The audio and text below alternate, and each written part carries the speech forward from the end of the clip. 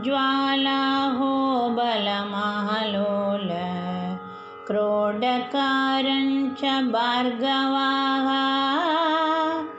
योगानन्दश्चत्रवट पावनानवमूर्तयः हिरण्यस्तम्भसम्भूति प्रख्यातपरमात्मने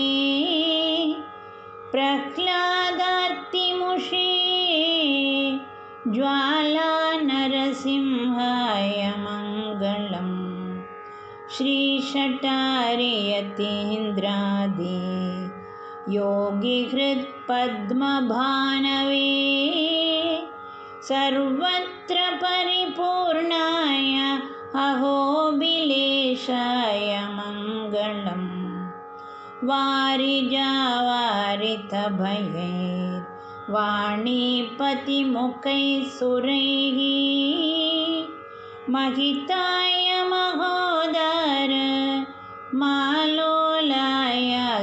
मङ्गलम् वराहकुण्डे मेदिन्यै वाराहार्तप्रदायिने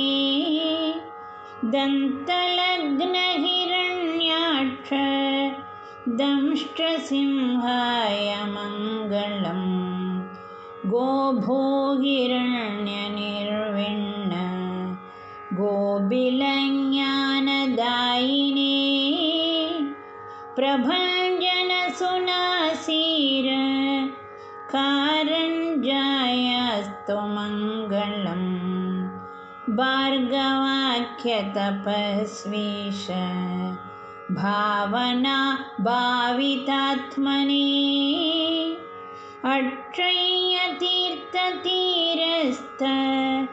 भार्गवायास्तु मङ्गलम् चतुराननचेतोब्ज चित्रभानुस्वरूपिणे वेदाद्रिगह्वरस्थाय योगानन्दाय मङ्गलम् हा हा हो वाक्यगन्धर्व नृत्यगीतहृतात्मने भवहन्तृतटच्छत्रवटसिंहाय मङ्गलम् भारद्वाजमहायोगी महापातकहारिणे तापनीयरहस्यार्थ पावनायास्तु मङ्गलम् इति श्रीनवनारसिंहमङ्गलाष्टकं सम्पूर्णम्।